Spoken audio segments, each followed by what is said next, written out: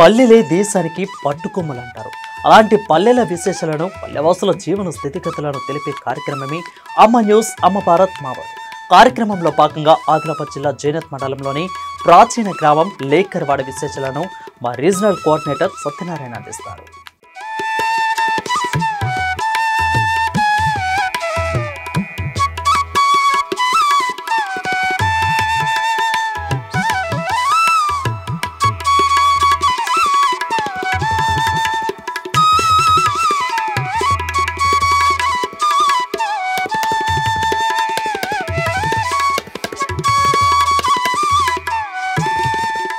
అమ్మ న్యూస్ అమ్మ భారత్ వీక్షకులకు నమస్కారం.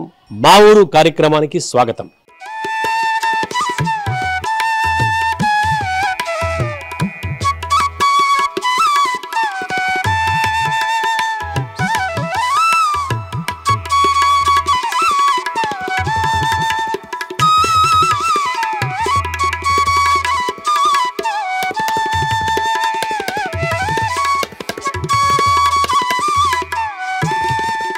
ఆదిలాబాద్ జిల్లా అంటేనే అనేక పల్లెలకు, ఎన్నో గ్రామాలకు, ఎంతో చరిత్రకు ప్రసిద్ధి. ఇక్కడ ఈ జిల్లాలో అనేక మారుమూల గ్రామాలు, అలాగే అభివృద్ధిలోకి వచ్చిన పల్లెలు అనేకం ఉన్నాయి. అలాంటి పల్లెల చరిత్ర, పల్లెల విశిష్టత తెలియజేసేదే మా ఊరు కార్యక్రమం. ఈరోజు మనం మా ఊరు కార్యక్రమంలో భాగంగా ఆదిలాబాద్ జిల్లా జైనత్ మండలం లేకర్వాడ గ్రామంలో ఉన్నాం. లేకర్వాడ గ్రామంలో ఇక్కడ ఉన్నటువంటి ఒక బంగ్లా వద్ద అందరూ గ్రామస్తులందరూ కూడా ఇక్కడ మనతో పాటు మాట్లాడడానికి సిద్ధంగా ఉన్నారు. అయితే వారిని అడిగి గ్రామం గురించి, గ్రామ చరిత్ర గురించి, అలాగే గ్రామంలో ఉన్న పాడి పంటల గురించి, గ్రామ సమస్యల మీద అన్ని కూడా వారి మాటల్లోనే విందాం. మీ అందరికీ అమ్మ న్యూస్ అమ్మ భారత్ తరపున నమస్కారం అండి.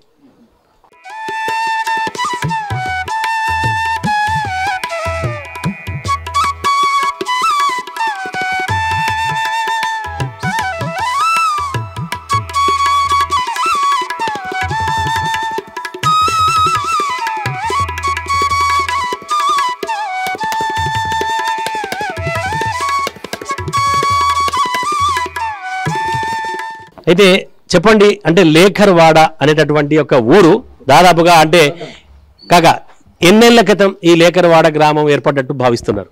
300 సంవత్సరాల కాడికి వెళ్ళి మాకెళ్తే పెద్దలు అంటుంది. ఇక అంతకంటే ముందైతే మాకేం తెలియలేదు. అంటే దాదాపు 300 సంవత్సరాల కాడికి వెళ్ళి తెలుసు అన్నట్టు. అంటే ఈ లేకర్వాడ అనేటటువంటి పేరు ఊరు అన్నట్టు ఆ చిన్న పిల్లలు ఎక్కువ ఉంటుండేమో, అందుకోసానికి లేకర్వాడ అని పేరు పెట్టిండు అన్నట్టు. అయితే ఈ అంటే దాదాపుగా మీ ఊర్లో లేకర్వాడ గ్రామంలో ఎన్ని గడపలు ఉంటాయి? 300 గడపలు ఉంటాయి. 300 గడపలు ఉంటాయి. అంటే ఇక్కడ అందరి వృత్తి ప్రధానమైనటువంటి వ్యవసాయం. అందరు వ్యవసాయం. 80% వ్యవసాయం ఉంటుంది. మిగతా 20% కూలీలు. అంటే ఇక వ్యవసాయ కూలీలు కాకుండా ఇతరత్ర వృత్తులు చేసుకొని జీవనం చేసేవారు మీ గ్రామంలో ఉన్నారు? కమ్మరోళ్ళు, అడ్లోళ్ళు, సాకలోళ్ళు, ఇది ఇట్లా ఉంటారు కదా వాళ్ళు. అదంతా అందరూ ఈ ఊర్లో సమైక్యంగా ఉంటున్నాం. అన్ని కుల గోత్రాలు అందరు ఉన్నారు ఇక్కడ. దాదాపుగా అంటే అన్ని కులాలు ఉన్నాయి. అన్ని కులాలు ఉన్నాయి ఇక్కడ. అందరూ కూడా సమైక్యంగానే ఉంటున్నాం ఇక్కడ. అంతా కలిసి మెలిసే ఉంటాం. ఏ పని వచ్చినా కూడా కలిసి చేస్తాం. ఏ పండుగ రాని, ఏదైనా రాని, ఊరి కొరకు అంతా కలిసి. మరి మీ గ్రామంలో ఇప్పుడు అన్ని కుల వృత్తులు ఉన్నాయి, అందరు ఉన్నారు కదా. మరి ఇంకా ఇక్కడ నుంచి పక్క ఊర్లకు వలస పోయి జీవనం సాగించేటోళ్ళు కానీ, లేదంటే వేరే ఊర్లకు పోయి బతికేటోళ్ళు కానీ, లేదంటే విదేశాల్లో పోయి ఉద్యోగాలు చేస్తున్నారు అన్నారా? ఉన్నారు కూడా 2-3 ఉన్నారు విదేశాలకు పోయినారు. మా ఊరు నుంచి ఎవరు కానీ పిల్లలు చదువుకున్న ఆదిలాబాద్ నుంచి పోకడక్కడ జీతం చేస్తున్నారు. విదేశంలో ఉంటున్నారు 2-3 ఉన్నారు, ఎక్కువ లేరు. నైజీరియా అక్కడ ఉన్నారు. మా ఊరు కాబట్టి పిల్లలుగా యూత్ పిల్లలు జీతాలు లేక ఏం లేక ఆదిలాబాద్ పోయి ప్రైవేట్ జీతం చేసుకుంటూ వస్తున్నారు. అంటే మీ ఊర్లో ప్రధానంగా వ్యవసాయం వృత్తి కదా, అంటే ఏ పంటలు ఎక్కువ పండిస్తారు? పత్తి ఎక్కువ పండిస్తాం. పత్తి, జొన్న, సోయాబీన్, తొగరి, శనగ పత్తి సోయా అంటే ఎక్కువ పండించేది పత్తి ఎక్కువ పండించేది పత్తి. దాదాపుగా మీ ఊర్లో మొత్తం ఎన్ని ఎకరాల సాగు అవుతుంది? మా దగ్గర ఒక మొత్తం 1300 ఎకరాల భూమి ఉంటుంది. 1100 ఎకరాల భూమి ఉంటుంది. అందులో 800 ఎకరాలు అయితే కాటనే ఉంటుంది. మొత్తం అంటే 1300 సగం కంటే ఎక్కువ కాటనే. అంటే ఇక్కడ ఉన్నటువంటి నేలల స్వభావం ఎలాంటిది? మా ఈ భూములు నల్లరేగలు. నల్లరేగలు. ఇక్కడ జొన్న ఎక్కువ పండుతుంది, సోయాబీన్ ఎక్కువ పండుతుంది, శనగ ఎక్కువ పండుతుంది, కాటన్ కూడా మంచిగా పండుతుంది. సూపర్. మరి ఇప్పుడు ప్రజెంట్ ఉన్నటువంటి స్థితిలో అంటే పత్తి పంట యొక్క స్థితి ఎట్లున్నది? మరి ఈసారి అయితే మంచిగానే పంట పండింది. ఏమంటే గిట్టుబాటు ధర లేదు కానీ పత్తులు చాలా పండినాయి. 15 కుంటల దాకా పడ్డది ఎవరైతే. మంచి పంట పండింది, దిగుబడి మంచిగా వచ్చింది. రేట్లు లేవు సార్.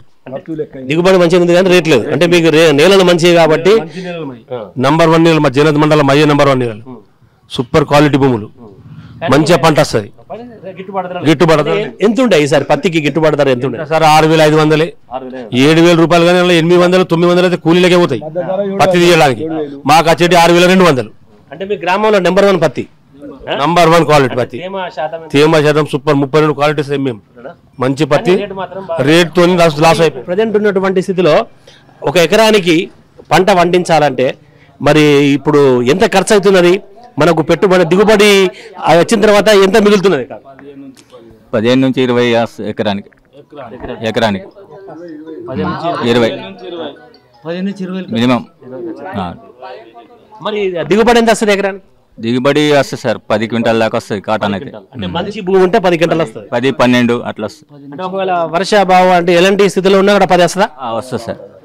అంటే ఇక్కడ ఉన్నటువంటి అన్ని నేలలకు దాదాపు 10 క్వింటాలు వస్తుంది. 10 క్వింటాలు వస్తుంది. మరి 10 క్వింటాలు వస్తే దాదాపుగా మరి లెక్కన వేసుకుంటే రైతుకి దాన్ని మిగులుతలేదు, ఎక్కువ మిగులుతలేదు సార్. ఈ రేట్ల గురించి మిగులుతలేదు. ఇప్పుడు రేట్లు సార్ గిట్టుబాటు ధర ఎక్కువ ఉండాలి మనకు. పత్తి వెళ్తున్నాయి కానీ ధర లేకనే మనకు రైతుల మొత్తానికి మినిమం. ఇప్పుడు దళాలు కూడా బాకీలు కూడా తీరతలేవు. మద్దతు ధర ఎంత ఉండాలని కోరుకుంటున్నారు? మినిమం 10,000 రూపాయలు ఉండాలి పత్తి ధర. 10,000 ఉంటే గానీ రైతు గిట్టుబాటు కలిపి. ఇప్పుడు ఈ పత్తి పంట అయిపోయింది, ఇక మిగతా పంటల విషయం ఎట్లున్నది? మిగతా పంట అంటే సోయా. మినిమం సోయా కూడా గవర్నమెంట్ 4600 తోటి కొంటున్నది. కాకపోతే సోయా కూడా 6 నుంచి 8,000 ఉండాలి. మరి నిన్న వర్షం పడ్డది, మీ ప్రాంతంలో వర్షం పడిందా? అంటే బేల మండలంలో వర్షం పడి ఇప్పుడు ఏదైతే పంట ఉన్నదో శనగ పంటకు నష్టం వచ్చింది. మరి మీ దగ్గర ఎలా ఉన్నా? మా దగ్గర లేదు సార్, పర్లేదు, మబ్బులు కనిపిస్తుంది. ఒకవేళ ఇప్పుడు మీ వేసుకున్న పంటలకు గిట్టుబాటు ధర వస్తలేదు కదా, మరి ఇక్కడ నుంచి అంటే పంటలకు ఏవైతున్నాయో ఈ పంటలకు సాగు ఎక్కడి నుంచి జరుగుతుంది? సాగు సార్ మాది మొత్తం వర్షాధారంగా ఉన్నది. బోర్లు ఉన్నది, అందరికి లేవు, కొందరికి 50% బోర్లు ఉన్నాయి. సాగు మొత్తానికి సాగు నీరే వర్షాధారంగా. మాకు కినాలు కానీ ఏం ప్రాజెక్టులు కానీ. మీ గ్రామానికి చుట్టుపక్కల ఎలాంటి చెరువులు వాగులు ఏమి లేవు? చెరువులు కుంటలు కానీ ఏమీ లేవు. సాధనాలు ఉన్నది, తక్కువ వస్తుంది. సాధనాల కాలువ మీకు వస్తుంది, తక్కువనే వస్తుంది. ఒక 10-15 మందికే కల్పిస్తుంది. దాదాపు ఆ కాలువ ద్వారా ఎన్ని ఎకరాలు సాగైతుంది? అంటే ఒక 20-30 ఎకరాలు తడుస్తుంది అంతే.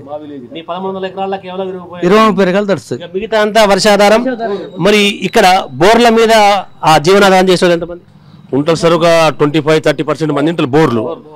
మొత్తానికి వర్షం. ఇక మన బోర్లకు శనగ ఉంటది, జొన్న ఇవి వేసుకున్నాం. అంటే బోర్లు యాసంగి సాగు చేస్తారు. ఇక బోర్ లేని వాళ్ళది వర్షాధారం. జూన్ నుంచి మన జూన్ 3-4 నెలలు అంటే కదా వర్షాలు అయిపోయినాక పంటలు ఏమేయాలి. ఇక మేము ఇక ఉన్నోళ్ళం శనగలు వేస్తాం, పల్లీలు వేస్తాం, జొన్నలు వేస్తాం. వాటర్ ఉన్నోళ్ళు. ఒకవేళ ఇప్పుడు అంటే మంచి ఎండాకాలం, జోరు ఎండాకాలం అంటే మార్చి ఏప్రిల్ అన్ని చోట్ల కూడా భూగర్భ జలాలు పూర్తిగా అడగంటిపోతాయి. మరి అలాంటి స్థితిలో ఇక్కడ బోర్లలో నీళ్ళు వస్తాయా? బోర్లలో నీళ్ళు వస్తాయి సార్, పుల్లు నీళ్ళు. బోర్లు లేదు మేము బతుకుడు మొత్తం బాధ. ఈ మిషన్ భగీరథ వచ్చి కొంచెం మంచిగా లేదు. మా ఊళ్ళో ఒక బోర్ కూడా పడదు అసలు. బోర్ అంటే కూడా లేదు మా ఊళ్ళో. ఊళ్ళకు ఇండ్లలో విలేజ్లో లేవు, మొత్తం లేవు నీళ్ళు. విలేజ్లో పడాలి, చేన్లలో మొత్తం. ఇక్కడ సైడ్ నుంచి పోతే మొత్తం నీళ్ళు, ఈ సైడ్ కూడా లేవు. అంటే అది జాగాను బట్టి నీళ్ళు వస్తున్నాయి. అంటే మీ గ్రామంలో ఎక్కడ బోర్ వాళ్ళే? మా దగ్గర ఒక హనుమాన్ మందిర్, విఠలేశ్వర మందిర్ తప్ప మా ఊళ్ళో ఎక్కడ బోర్ లేదు. ఎన్నో గవర్నమెంట్ ఒక 40-50 బోర్లు రేపించిండ్రు, కానీ ఒక చుక్క నీళ్ళు వాళ్ళే మొత్తం ఫెయిల్ అయిపోయినాయి. మందిర్లో కానీ దేవుని దగ్గర ఉన్నాయి నీళ్ళు. దేవుని మాత్యమే, దేవుని మాత్యం వల్ల టెంపుల్ తోనే కేవలం టెంపుల్ దగ్గర పడ్డాయి తప్ప మిగతా ఎక్కడ వాళ్ళే. సరే, మీకు సాగునీరు అయితే వర్షాధారం, బోర్లు. మరి త్రాగునీరు పరిస్థితి ఏంది? తాగునీరు బోర్ ఉన్నది, చేళ్ల బోర్లు ఉన్నాయి, అవి వస్తున్నాయి. కనెక్షన్ ఇచ్చిండు పైప్ లైన్ తోటి ఫిల్టర్లు ఇచ్చి గ్రామాభివృద్ధి కమిటీకి వెళ్ళా లేకపోతే గ్రామ పంచాయతీ నుంచి గ్రామ పంచాయతీ గ్రామాభివృద్ధి నుంచి ఎక్కువ. అయితే మరి మీకు మిషన్ భగీరథ నీళ్లు రావా?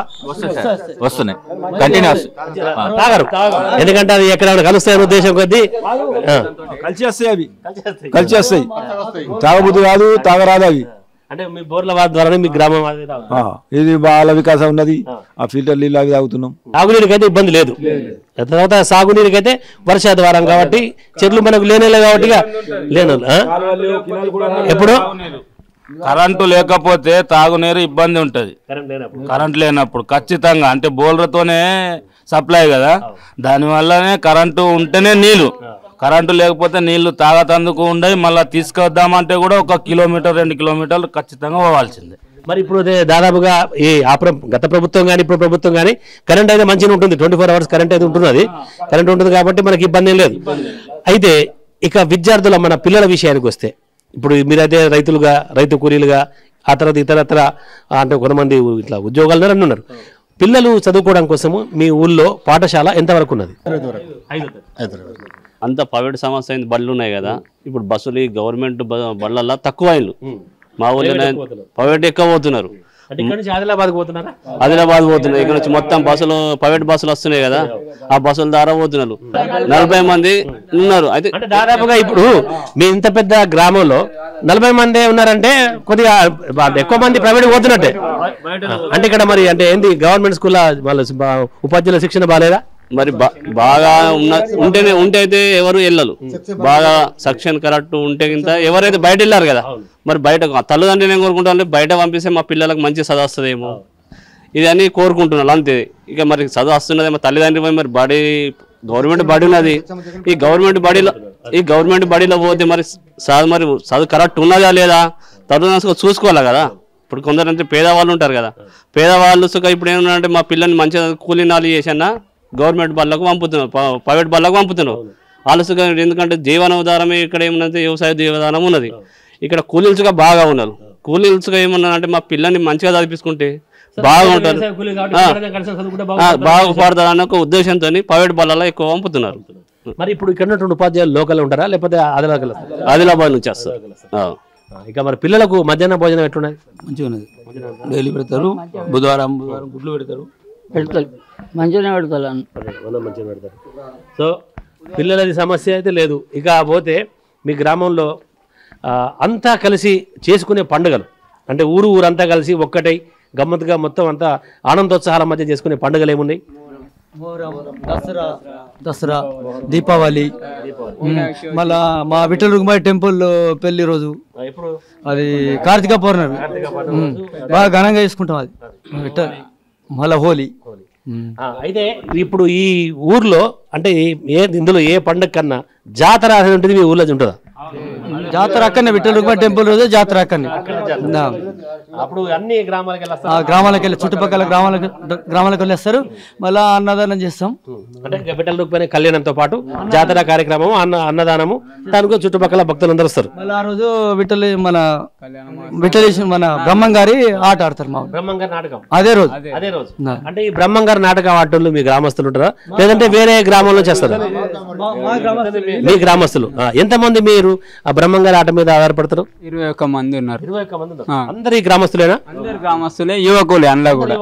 అంటే అందరు వివిధ కులాలకు చెందినవారా లేదా ఒకటే కులమా? అన్ని కులాలకు చెందినవారు. అంటే బ్రహ్మంగారి ఆట సాధారణంగా వడ్ల కంపెనీలు ఎక్కువగా ఆడుతుంటారు, కానీ ఇక్కడ అట్లా కాకుండా అందరూ కలిసి నేర్చుకున్నారు. సో మరి మీరు యువకులు ఉన్నారు కదా, మరి ఒక నాటకం ఒక ఆట నేర్చుకోవాలంటే గురువు ఉంటారు కదా, మరి మీకు విద్య నేర్పిన గురువు ఎవరు? స్కౌట్ అతను నాగేష్ అతను. అంటే మీరు ఏమేమి నాటకాలు ఆడతారు? ఒకటే బ్రహ్మంగారు, ఒకటే బ్రహ్మంగా. ఎంతమంది? 21 మంది ఉంటారు. ఎన్ని నెలల క్రితం నేర్చుకున్నారు? 2 సంవత్సరాలు కంప్లీట్ అయిపోయింది. అవును. ఇప్పటి వరకు మీరు ఎన్ని ప్రదర్శనలు ఇచ్చారు? 25-30 దాకా అయినాయి.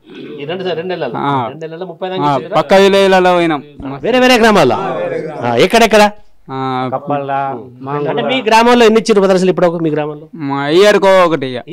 ఆ రోజు ఖచ్చితంగా అంటే అందరూ మా రిలేషన్ వాళ్ళు వస్తారు కదా కళ్యాణ మహోత్సవానికి అని, అదే అవుతుంది ప్లస్ ఆట అవుతుంది, 2 అవుతుంది అని ఇస్తాం. దాదాపుగా మీ షో అంటే మీ ప్రదర్శన ఎన్ని గంటలు ఉంటుంది? నైట్కు 9కి స్టార్ట్ అయితే మార్నింగ్ 6కి అయిపోతుంది. అంటే 8 గంటలు ఉంటుంది. 8 గంటలు రాత్రి మొత్తానికి 8 గంటలు. మీ నాటకంలో ప్రధానంగా 8 గంటల పాటు సాగుతుంది కదా, అందులో పద్యాలు ఉంటాయా, పాటలు ఉంటాయా, మిగతావి ఉంటాయి? పద్యాలు ప్లస్ పాటలు ఉంటాయి. పద్యాలు పాటలు ఉంటాయి. అంటే మీ నాటకంలో నువ్వు ఏ పాత్ర వేసినావు? లక్ష్మీదేవి. లక్ష్మీదేవి పాత్ర. నువ్వే పాత్ర వేసినావు? నేను భూదేవి. భూదేవి పాత్ర వేసినావు. మరి ప్రధాన పాత్ర ఎవరు పోషిస్తారు? గారి సిద్ధప్ప, అవి 2 ఇంకా వేరే పిల్లలు.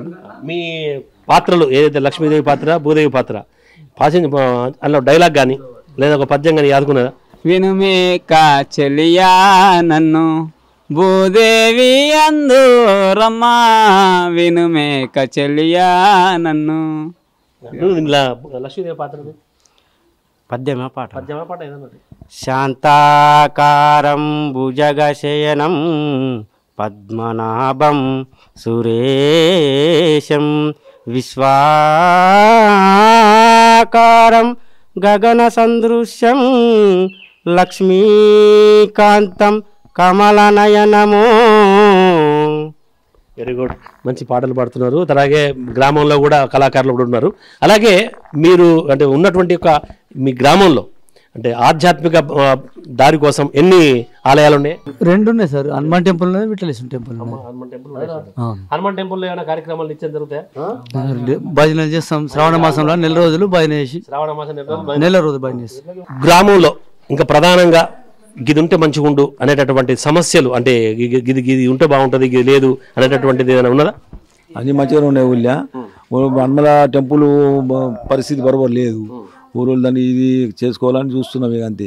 అది పాత పురాణ 50-60 ఏళ్ళ కింద కట్టింది. అది హనుమాన్ టెంపుల్ రేకులు వేసినది. అది ఒక సమస్యనే మాకు ఎక్కువ. అంటే ఒక ఊర్లో హనుమాన్ టెంపుల్ పూర్తయితే మంచిగా ఉంటుందని. అట్లనే మీ గ్రామంలో వీడీసీ ద్వారా ఏమైనా అభివృద్ధి కార్యక్రమాలు చేసుకున్నారని? ఏం లేదు. ఇప్పుడు ఇక్కడ ఏమన్నా సమస్య ఉంటే ఆ సమస్యలకు సంబంధించి పరిష్కార మార్గాలు ఏంటి? మేము ఊళ్ళో అందరూ కలిసి చేసుకుంటాం. మా పెద్ద మనుషులు అందరూ కూడా సమస్య చేసుకుంటాం. అది ఇప్పుడు అంటే రోడ్డు సౌకర్యం కానీ, తర్వాత నాళాలు కానీ అన్నీ ఉన్నాయా? రోడ్డు సౌకర్యాలు మంచిగా ఉన్నాయి. మీ గ్రామంలోకి బస్సు సౌకర్యం ఉన్నదా? ఉన్నది వస్తుంది. 2 అండ్ రోడ్ ఇంకా కౌట దాకా ఉంది. అది కౌట దాకా ఒక గంటకు ఒక ట్రిప్ ఉంటుంది. రోజుకి ఎన్నిసార్లు వస్తుంది బస్సు? 6 వస్తుంది, 7 వస్తుంది నైట్ పట్టుకుంటే. సరిపోతుంది మీకు? సరిపోతుంది. మీ గ్రామంలో రాత్రి అపరాత్రి ఇబ్బంది, ఏదైనా ఆరోగ్యం ఇబ్బంది అయితే దగ్గరలో మీకు ఆసుపత్రి ఏదన్నా? ఆదిలాబాద్ తప్పితే ఆదిలాబాద్ ఎక్కడ లేదు ఇది హాస్పిటల్. అంటే పిహెచ్సి లేదా? లేదు ఇక్కడ. ఆరోగ్య కేంద్రం జైనత్లా పిహెచ్సి కానీ అక్కడ పోలి ఆదిలాబాద్ పోతారు. అంటే జైనత్ పోయినా కంటే ఆదిలాబాద్ పోయినా కంటే పచ్చలు ఉంది కాబట్టి అంబులెన్స్ సౌకర్యం ఉన్నది. అంబులెన్స్ వస్తాయి. ఊళ్ళో ఆటోలు కూడా ఉన్నాయి. బాగానే 4-5 ఆటోలు. ఎంతమంది అంటే ఆటోలతో జీవనం సాగించేటోళ్ళు ఉన్నారు? 5 ఆటోలు ఉన్నాయి. అంటే ఇటు వ్యవసాయ కూలీలు, ఇటు ఆటోలు కాకుండా ఇంకా ఇతరత్ర జీవనం సాగించేటోళ్ళు ఎవరున్నారు? కూలీ చేస్తారు. ట్రాక్టర్లు ఉన్నాయి. ట్రాక్టర్ వ్యవసాయదారులే ట్రాక్టర్లు ఉన్నాయి. ప్రధానంగా ఇప్పుడు ఒక ఊర్లో పాము మంది వేస్తారు, ఒక ఊర్లో ఇట్లా ఉంటారు అంటే నమ్మకంతో. అట్లా ఈ ఊర్లో ఏమన్నా ఇన్ని రోజులు ఉండే 2-3 సంవత్సరాలు చనిపోయిండు. బాగానే ఉండే పాము మంత్రం వేస్తుండే. పాము మంత్రం వేస్తుండే. నీళ్ళు ఇస్తే పాము ఎంత పెద్ద అయినా దిగిపోతుండే. నిజమే. ఏ హాస్పిటల్ పోకపోతే ఇదివరకు ఊళ్ళో ఎవరు చనిపోలే ఇంతవరకు. ఆమె చనిపోయింది బాబు. ఇప్పుడు ఏం లేదు. ఇప్పుడు ఏమైనా ఆదిలాబాద్ ఊరు కూడా ఉన్నది. చెట్టు నడుస్తుందా? చెట్టు ఆయన ఉన్నాం. ఇక ఆ చెట్టు పెట్టిపోయిండు పెద్ద మనిషి. ఆ చెట్టుకు మొక్కుతాం. ఈ హాస్పిటల్ పోకూడదు ఉన్నది అంతే. ఎందుకంటే అది వైద్యుడు ఉంటేనే మందు పని చేస్తుంది. ఇక వైద్యుడు లేనప్పుడు అది ఎందుకు? తర్వాత అతడు పంచమి నాడు మంత్రం వేసి నీళ్ళు పోసి ఒక 50 మంత్రం వేసి నీళ్ళు పెంచిండు చెట్టు. నీళ్ళు పోసిండు. ఆ చెట్టు ఉన్నది. అక్కడికే సమస్య అండి. అందుకే దానికి మీద నమ్మకం లేక ప్రజలు ఆడికి తీసుకుపోతలేరు. మరి ఆయన వారసులు ఎవరు లేరా? వారసులు నేర్చుకోలే ఉన్నలు వీళ్ళు అని నేర్చుకోలే వాళ్ళు. మీరా? మరి మీరు నేర్చుకోలే? నేర్పిండు మా తల్లి అద్దన్నది. అందుకు నీకున్న విద్య వాళ్ళకి నేర్పకన్నది. మా తండ్రికి చాలా కష్టం ఉంటుండే. ఊరందరికీ ఏమైనా కానీ నీళ్ళు కొట్టుడు తెల్లదాకా వాడని తీయకపోవు. ఆ సమస్యలు మస్తుండే. అంటే దాదాపుగా చుట్టుపక్కల నుంచి నిద్ర లేకుండా జనాలు వస్తున్నాయి. ఒక సగం దాకానే వస్తుంది, పూర్తిగా రాదు. అది ఏ మంత్రమైనా పూర్తి రావాలా? పూర్తిగా వస్తేనే అది పని చేస్తుంది, లేకుంటే రాదు. మంత్రం ఉంటే పనికిరాదు. కొన్ని ఉడుగులు ఏం పని చేస్తాయి, సగం దాకా నేర్పంగానే అద్దు వీళ్ళకి అదే అద్దు అన్నది. అది బాగా కొన్నే మతి ఉంటాయి కానీ ఉన్నాయని మతి ఉన్నాయి. మంచిగా ఉండే మాన ఉన్నప్పుడు ఎవ్వరు రావాలి, ఇక్కడికి వెళ్ళి ఒక్క శవంసుకు ఇక్కడ పోలే. ఎందుకంటే ఇప్పుడు వ్యవసాయం అంటే మనకు ఎద్దుతో సంబంధం. మరి మీ ఊర్లో మంచిగా ఇది ఎట్ల పండుగ చేస్తారా? చేస్తారు. పోలాల మంచి చేస్తారు. ఊరందరూ కలిసి కట్టంగా పొచ్చవ టెంపుల్, హనుమాన్ టెంపుల్, వెంటిలేషన్ టెంపుల్ అక్కడ తీసుకొచ్చి మళ్ళీ ఓళ్ళ ఇళ్ళలో పోయి నైవేద్యం సమర్పిస్తారు. ఇప్పుడు అంటే ఈ ఊర్లో ఉన్నటువంటి అంటే మనకు వ్యవసాయానికి కావాల్సినటువంటి ఏవైతే ప్రధానంగా పనిముట్లు, అది ఇక్కడ రైతులు అంటే ఇక్కడ ఉన్న వడ్రంగులు కానీ కమ్మర్లు కానీ చేస్తారా, లేదంటే మీరు ఆదిలాబాద్కి వెళ్ళి తెచ్చుకుంటారా? చేస్తారు సార్ వడ్రంగి వాళ్ళు. ఇది కాక ఇంకా వేరే జీవనాధారం ఉందా? జీవనాధారం లేదు సార్ వాళ్ళకు, దీని మీదనే కుల వృత్తి, వ్యవసాయం లేదు, ఏం లేదు వాళ్ళకు. అంటే మీరు రైతులు వాళ్ళ దగ్గర పనిముట్లు కొంటేనే వాళ్ళ జీవనాధారం, మరి దాన్ని వాళ్ళ తగ్గట్టుగా మీరు అందరు ఇస్తున్నారా? అవును సార్. వెల్డింగ్ షాపులు పెట్టుకున్నారు, ఏమైనా చిన్న పని చేసుకుంటూ ఉంటారు. వెల్డింగ్ షాపులు పెట్టుకున్నారు. ఇది ఎక్కువ శాతం ఇప్పుడు పనికి రాకులేదు వ్యవసాయం, ఎందుకంటే అన్ని ట్రాక్టర్లు అయినాయి. అందుకు వాళ్ళు వెల్డింగ్ షాపులు పెట్టుకున్నారు. అంటే వెల్డింగ్ షాపులు చేస్తున్నారు, ఇక తలుపులు అవి ఇవి ఏదో వెల్డింగ్ చేసుకుంటూ ఉంటారు. ఇక ఈ ఊరికి గీన ద్వారా మంచి పేరు వచ్చింది, మాకు ఈ కులం ద్వారా మంచి గుర్తింపు వచ్చింది అనేటటువంటిది లేకరవాడకు మంచి గుర్తింపు తెచ్చినటువంటి ఒక సందర్భం ఏదైనా ఉన్నది? అవునున్నది. తల్లెల చంద్రయ్య బాగా చేసిండు ఈ ఊరిని. ఆయనది ఎప్పుడు పేరు ఉంటుంది అందరు. అన్ని ఊరు మొత్తం 25 సంవత్సరాలు ఆయననే పరిపాలించిండు. అన్ని అభివృద్ధిలో మంచిగా అయినాయి, పనులు అన్ని మంచిగా అయినాయి. మీ ఊరికి అంటే ఈ ఊరు నుంచి సైన్యంలో భారత సైన్యంలో పోయిన వాళ్ళు ఉన్నారు ఎవరన్నా? పోయిన ఇద్దరు రిటైర్ అయిండు, ఒకడు పోయిండు మహేష్ అని, తల్లెల మహేష్ అని రిటైర్ అయిండు. మళ్ళా వచ్చిందిగా చైనీస్ కూడా రిటైర్ అయింది. అంటే మనకి ఎట్లా అనిపిస్తుంది అంటే ఒక మనకి ఇక్కడ మనం ఇట్లా ఊపిరిగా పిలుచుకుంటున్నాం అంటే అక్కడ భారత సైనికులు గట్టిగా పోరాడబట్టే మనం ఇక్కడ ఉంటున్నాం కాబట్టి మీకు ఎట్లా అనిపిస్తుంది? మీ గ్రామం నుంచి ఆర్మీ బాగా సంతోషం ఉన్నది పోయిన దానికి. మళ్ళీ కానిస్టేబుల్ జీతం వచ్చింది. మళ్ళా ఇద్దరు ముగ్గురు పోలీసు వాళ్ళు కూడా అయిండు నుంచి. ఇంకా మీ ఊర్లో బాగా చదువుకొని మంచి మంచి ఉద్యోగాలు పొందిన వాళ్ళు? మా కూతురు మానస ఇప్పుడు ఎంబీబీఎస్ కంప్లీట్ అయింది. ఇప్పుడు ఎండి ఉస్మానియాలో నీలఫర్ ఆసుపత్రిలో జాబ్ చేస్తుంది. అంటే ఎట్లా అంటే మనం గ్రామం నుంచి బాగా చదువుకొని మంచి ఉద్యోగాలు ఉంటే గ్రామం కూడా అందరికీ పేరు వస్తుంది మంచి. అలాగే ఇంకా ఏమున్నాయి మీ సమస్యలు? మా సమస్యలు అన్ని మా ఊళ్ళో అందరి మశాన ఘాట్లు ఉన్నాయి. మా హిందూ బంధువులకు మశాన ఘాటు ఉంది, మరి మా ముస్లిం మశాన ఘాటు ఉంది. మా ఊళ్ళో రోడ్లు మంచిగా ఉన్నాయి. ఇంకా మాకేమి సార్ ఇప్పుడు మా విలేజ్లో ఏమున్నాయంటే ఇప్పుడు కమిటీ హాల్ లేదు మాకు, కట్టిళ్ళు మరి అది సగం లాగిపోయింది. ఇప్పుడు ఏ సర్పంచ్ లీడర్లు వచ్చినా కానీ ఒక నాయకులు వచ్చినా కానీ ఒక కమిటీ హాల్ ఉండాలి. ఇప్పుడు మా కమిటీ హాల్ ఉన్నది అక్కడ వేడిగా, అది పూర్తి కాలేదు. మా విలేజ్లో కమిటీ హాల్ కోసం మేము ప్రయత్నం చేస్తున్నాం కానీ కావడం లేదు. మా ఒక్కటి ఆశ మా కమిటీ హాల్ కావాలని కోరు. అలాగే మీ దగ్గర హిందూ ముస్లింల ఐక్యత ఎట్లుంటుంది? చాలా బాగుంది. మేము అది అందరం కలిసి మెలిసి ఉంటాము. ఏ పని ఉన్నా కానీ మొహరం కానీ మా బక్రీద్ కానీ ప్రతి ఒక్క పండుగకు రంజాన్ కానీ మా వాళ్ళు మా ఇంటికి అస్సలు చావాలు తింటారు, మేము వాళ్ళ ఇంటికి బూరెలు తింటాం, పోతాం, గారెలు తింటాం, దీపావళికి పోతాం, అన్నీ కలిసిమెలిసి ఎవరికి ఏం మనసారది ఏం లేవు, చాలా సూపర్గా ఉంటాం మేము. అట్లనే చివరగా మీ గ్రామంలో పేద గరీబులు ఉంటారు, అందరు ఉన్నారు కదా, మరి కష్టంలో ఎవరన్నా ఉంటే మీ గ్రామస్తులు అందరూ కలిసి సాయం చేస్తారా? చేస్తాం సార్, చేస్తాం. ఈయన ఇంతకు ముందు గణాజ్ అని ఆయనకు ఏం లేదు జీవనాధారం సాకలు ఆయనకు చంద తీసి ఆయనకు చనిపోతే అన్నీ చేసినాం, అందుకే చేసినాం. ఆయనకు ఒక 25,000 రూపాయలు చేసినాం. ఇంకొక ఆయన మహేష్ ఆయనకు చనిపోయాడు, ఆయనకు సుఖ జీవనాధారం ఏం లేకుండా 40,000 రూపాయలు వాళ్ళ పిల్ల పేరు మీద పెళ్లికి అయితే 40,000 రూపాయలు సుఖ జమ చేసినాం. మరి ఇక్కడ గుడిలో ఒక పంతులు ఉంటారు, ఆయన సుఖ అందరం కలిసి ఆయన ఇప్పుడు బెంగళూరు వాళ్ళ కొడుకులు వేద పాఠశాల చదువుతున్నారు, అక్కడ సుఖ మేము చదివితే అందరూ గ్రామస్తులు కలిసి ఆయన సుఖ పంపించినాం. ఎందుకంటే మీ గ్రామంలో ప్రభుత్వం మీద ఆధారపడకుండా మీ గ్రామాన్ని మీరే అభివృద్ధి చేసుకుంటున్నారు.